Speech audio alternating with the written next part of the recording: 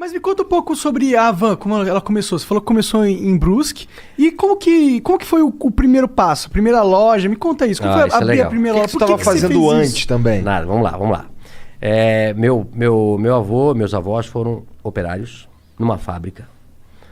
Meus pais foram operários numa fábrica.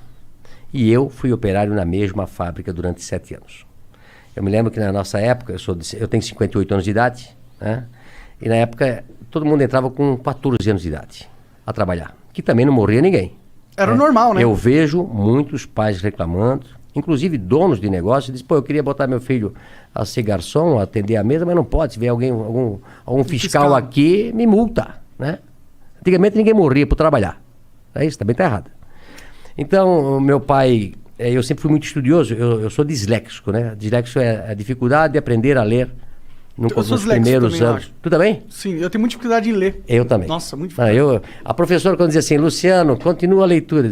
Eu já ia na aula de português tremendo. Eu já ia mal para a aula de português. Eu sempre fui péssimo em português e ótimo em matemática. Eu sempre aprendi a multiplicar e a somar. Dividir. Isso é bom, né? Eu sempre aprendi muito. Essa é boa, né? É somar e multiplicar. Dividir e diminuir, não aprendi nada. Agora, eu era péssimo em português. E não entendia, porque se eu era bom em matemática e não era burro, né? Por que quando eu ia na aula de português, aquilo me passava mal, amanhã tem aula de português. E aí a professora, eu acho que na 5ª série, 6ª série, a professora disse, Luciano, continua a leitura. Eu não ia. E os outros meus amiguinhos lendo atrasômetro, a burocracia. Começava a gaguejar, o pessoal começava a rir. E aí, eu não entendia. Aí eu pensei, o que eu vou fazer? E eu comecei a estudar em casa. Eu comecei a ler gibi na época, né? Livro, tudo que jornal, tudo. Eu vou tentar aprender a ler para eu não passar vergonha na coisa. E isso foi durante até os 12 anos de idade. Então eu sempre falo, né? Eu aprendi a ler só com 12 anos de idade. Imagina se eu tivesse aprendido com 7 anos, né? Esse era o Bill Gates. Tava melhor ainda, né? Tava melhor ainda. Tá com uma carinha então, assim, quem é disléxico, quem tem filho disléxico, tá? Ele não é burro, ele não é malandro. Ele aprende de maneira diferente, né? Procura como é que eu descobri depois que eu era coisa? Porque eu tive filhos depois na escola com dislexia, né? A gente fez simpósio. A nossa cidade tem colégio, a Cultura, que é especializado em quem é disléxico, né? Os Estados Unidos tem escola para disléxico, onde todo mundo é disléxico. Recentemente eu recebi um Tudo audiobook. Não, aprende através do silábico. Entendi. Beabá. Hoje é construtivismo, você aprende a ler a letra inteira. Uhum. Isso é um erro do Brasil aí, tem que mudar essa... O Brasil é assim, acho que a França é assim, a parte oeste americana é assim, que aprende menos do que o silábico. Pode crer. Tá? Então, aí a gente mandou professores para Curitiba para ensinar meus filhos a ler de maneira... Não, homeschooling não pode, cara. Crime. É crime, homeschooling não pode. Não pode, você não pode ter o seu filho estudar. Ele tem que estudar só naquela escola quadrada que o Estado fez. Não pode ter outro tipo de escola, não pode, hein, cara. Mas hoje tá mudando. E eu digo pra você, quem tem um filho disléxico ou um filho que tem... Esse filho pode virar um problema no adulto, porque ele foi marginalizado na escola, né? E eu, graças a Deus, depois aprendi e tal. Mas eu saí, então, de pais operários. Eu comecei numa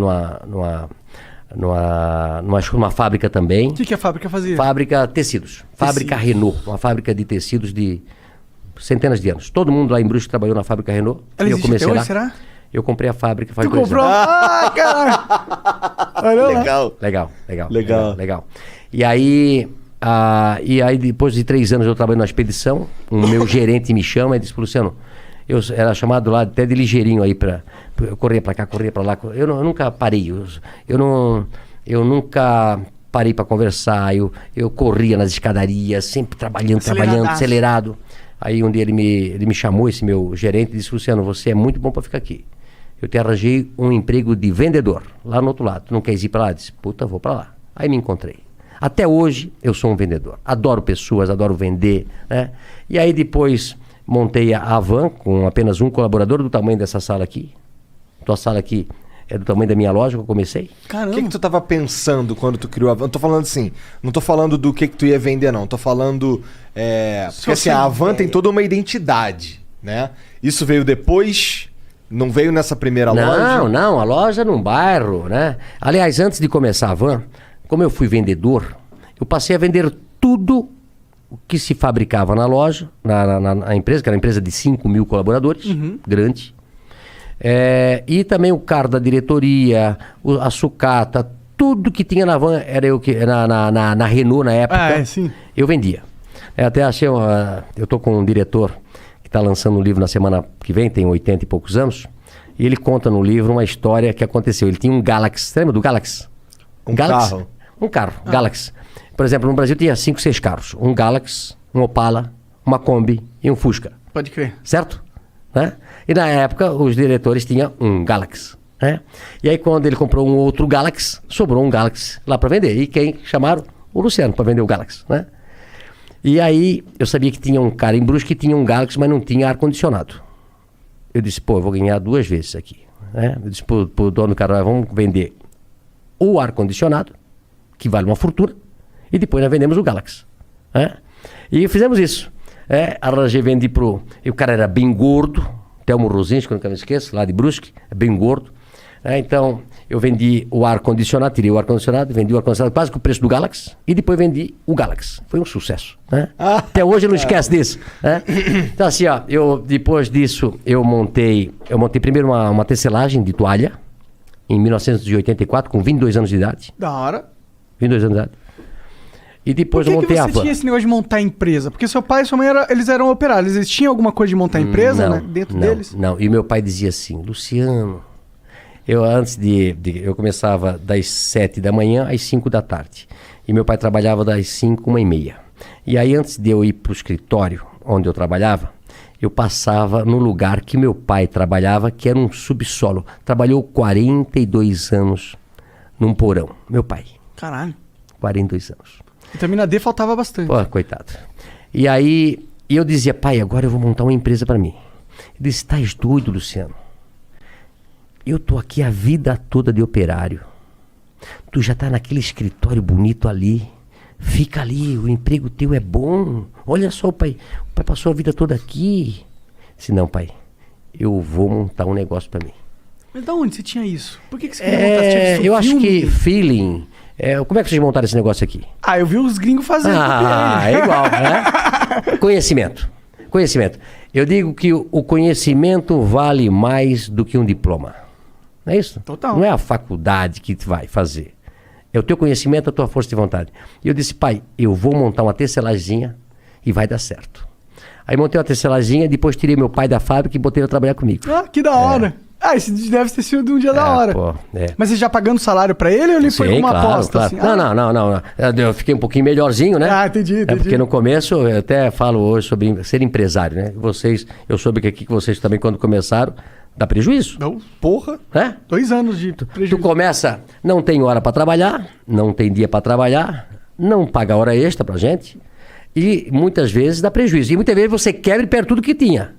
É verdade. Então, como eu tinha 22 anos de idade, eu vou tentar. Não tinha namorado, não tinha casado ainda, nada. E a tecelagem foi muito bem. Tirei meu pai da fábrica. E aí depois, 2 anos depois, montei a van. 1986, com 24 anos. Eu e Vanderlei. A van. Hang e Vanderlei. Um sócio que eu tive durante 5 anos. Entendi.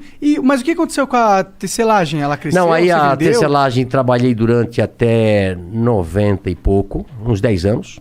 Tendo a van junto. Junto, né? Entendeu? E depois eu vendi a tecelagem. Entendi. Quem que era esse seu sócio aí do começo? Vanderlei. Quem que... Era um supervisor de vendas que trabalhava comigo na Renault. Entendi. Aí ficamos 5 anos juntos, separamos, ele tem a empresa dele hoje e a van continuou. Pode crer, ele meio que comprou tua parte, é isso? Não, não, na realidade a gente dividiu, ele fez a Vantex e eu continuei com a Van. Pode crer. O que faz a Vantex? A Vantex vende tecido ainda hoje. Entendi. Pode crer. E aí, como que foi essa primeira loja? Imagino que deve ser legal pra você ter um negócio físico, receber clientes. É diferente da tecelagem que você fazia antes, que é negócio pra empresas, né? A tecelagem você vende pra alguém vender, né? Isso. E também é engraçado o seguinte, olha só. Eu comecei a tecelagem fazendo tecido para roupa de cama. E aí um dia eu fui vender a roupa de cama para um atacadista. Fui eu e meu pai, pobre, sem dinheiro, precisava vender aqueles paninhos para poder comprar fio. No começo assim, eu tinha um Fiat amarelo ovo, 4 pneus quadrados, não tinha dinheiro para comprar. Na época era câmara de ar, né? Furava, o pneu já gastou todo. Ele solta a cinta, um pneu velho, quando ele está tudo gasto, ele solta a tinta e começa a sair os ferrinhos para fora. É isso? Eu tive carro assim. Um Fiat amarelo, 147. E aí eu fui vender as pecinhas com meu pai. E aí eu cheguei lá nesse lugar e o cara disse, olha, eu pago R$10 essas tuas pecinhas de pano aí. E o preço era 20. Eu disse, pô, mas o meu custo é 20, eu não posso vender por 10. Não, mas é o que eu pago. Tá bom, vendi as pecinhas, precisava de dinheiro. Aí falei pro meu pai, passa esse trabalho todo, tem que comprar fio, tem que fazer o pano, tem que tingir tudo. Aí me custa 20. Eu venho daqui e venho vender por 10. Aí o cara pega por 10 e vende por 100. Eu disse, meu negócio não é fazer tecelagem, meu negócio é botar uma loja. E montei a Van por isso, tu acredita? Faz sentido. Falou, pô, vou entrar na linha que ganha mais. E aí, a Van cresceu com muito mais velocidade, né? E aí de uma loja de um funcionário, comecei com um funcionário, passei 3 anos depois para uma loja de 3.000 metros quadrados, e depois era tanto movimento que a gente fez a primeira Van com a fachada da Casa Branca. Mas, pô, me conta um pouco mais sobre a primeira loja. O que você vendia exatamente nela? Nós montamos a primeira loja e nós vendíamos tecido, em metro, tecido. Tecido em metro. Tecido. Como eu era vendedor de tecido, né? Aí eu montei uma loja de tecido, e aí Brusque se tornou um polo de confecção, ainda é hoje.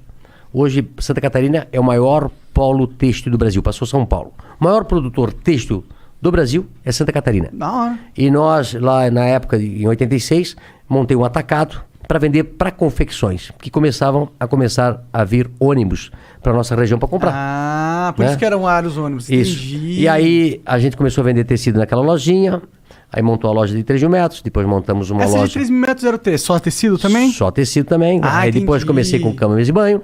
Aí fiz a loja de 8.000, aí quebrou uma empresa próxima, a gente comprou.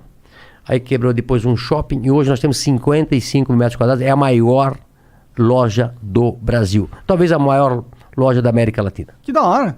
Tem 3 salas de cinema, 2 praças de alimentação. Nossa, é um shopping. É um shopping, literalmente. Só que você compra tudo num só lugar, né? Como vocês conhecem lá de Curitiba. Quando que deu esse pulo de tecido pra ter tudo, móvel, talher, roupa? Isso foi aumentando a loja, a gente foi escutando os clientes, aí começamos a botar cama, mesa e banho, aí começamos a botar tapete, aí depois... olha só como é que as coisas.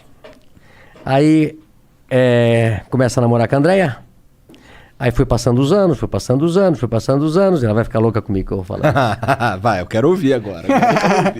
Aí ela Como chegou... É teu nome, cara?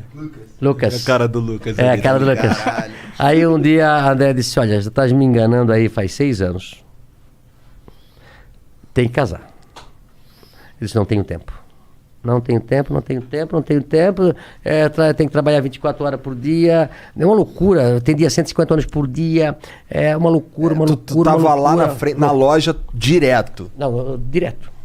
Eu ia dormir 1, 2, 3 horas da madrugada, porque eu importava muito na época da Coreia e tal, e lá é o inverso. Sim. Né?